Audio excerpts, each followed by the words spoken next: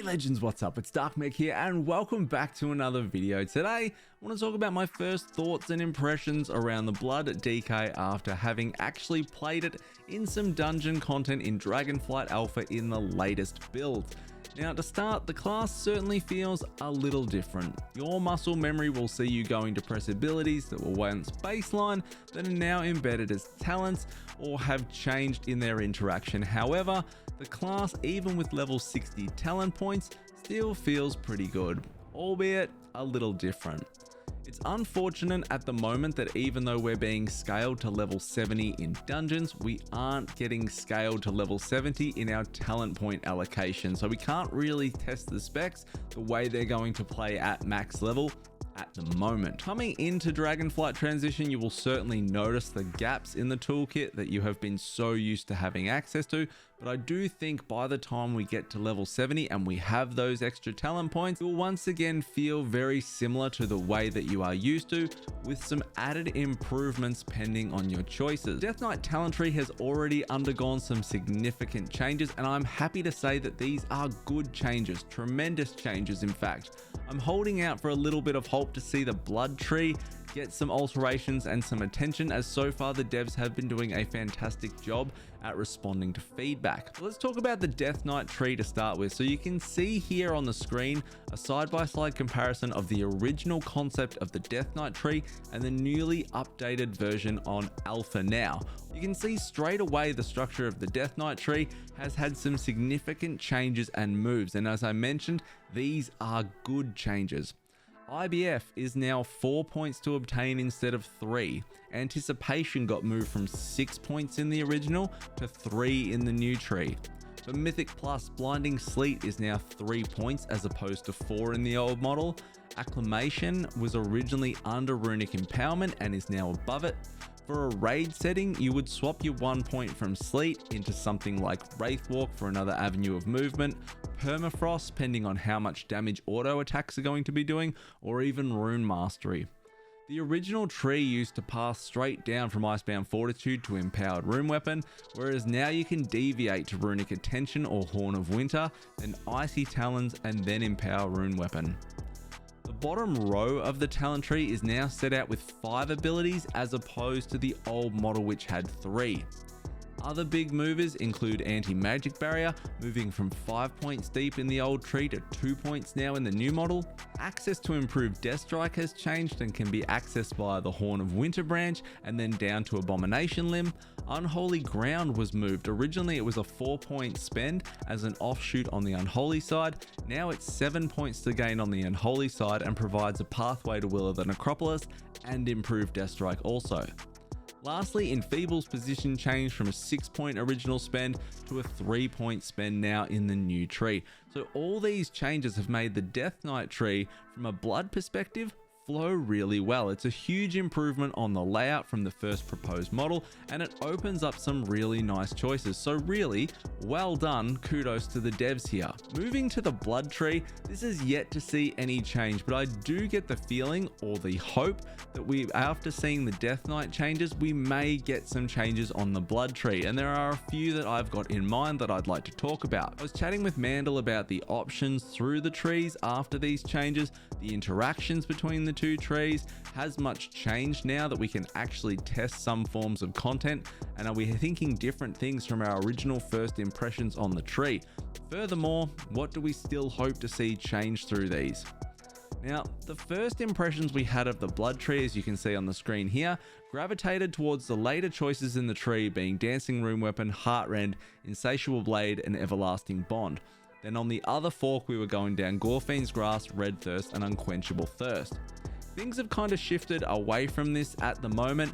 Dancing Rune Weapon, Heartrend, Insatiable Blade, and Everlasting Bond will still remain default choices, and I cannot see that changing at all, as the power from this chain of talents is just 2 giga for Blood DK. However, Unquenchable Thirst does seem to be a rather baited talent at the moment, which isn't really worth the point acquisition to go for. To get this, it actually requires putting 2 points in hemostasis, and at the moment there's 0 difference between rank 1 hemostasis and rank 2 hemostasis. So we need to start thinking about other options to get more bang for our bucks from our talent points. At the moment, this is the newer build that we're kind of starting to lean towards in thinking about. Now, Leeching Strikes is one that we're starting to think about. Leeching Strike causes your Heart Strike to heal for 0.5% for each enemy hit.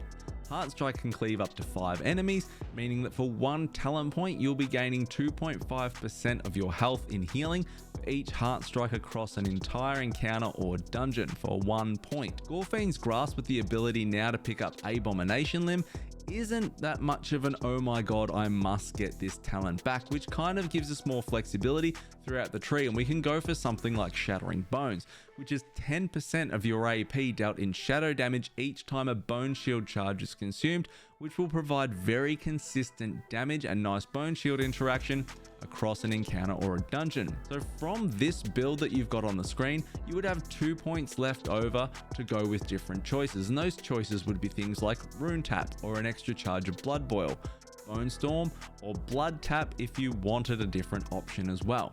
Now keep in mind that Horn of Winter actually does the exact same thing as Blood Tap and more on the same level CD. You could also put a second point into Hemostasis and take Gorfine's Grasp if you wanted that or the situation called for it as well.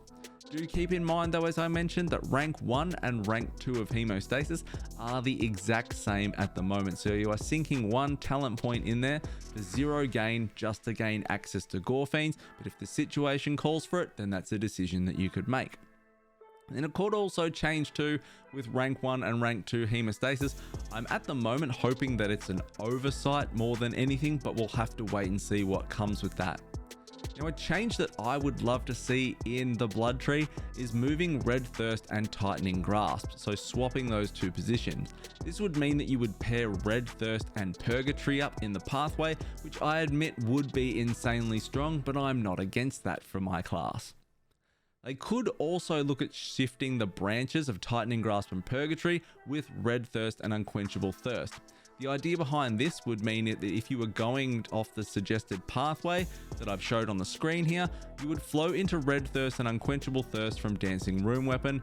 Then if you wanted Purg, you would have to put your 2 points into Hemo, go to Gorfiends, go to Tightening Grasp, and then go to Purg, so they all sort of flow well into one another. The biggest issue off the suggested path at the moment is if you do want to take Purgatory, you're going from Dancing Rune Weapon into Tightening Grasp into Purgatory, so you're getting Tightening Grasp without actually having Gorfiends, which doesn't feel very good.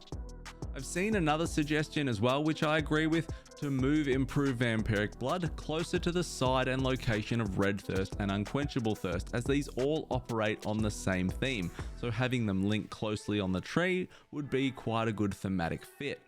This could also be swapped with Hemo to facilitate that flow, but again, rank 1, rank 2 Hemo is still an issue if that occurs, and just using that second point to go nowhere, which at the moment we can just put 1 point in Hemo and the build still works. At the moment, I still see the far right and the far left middle sections of the tree seeing much less use.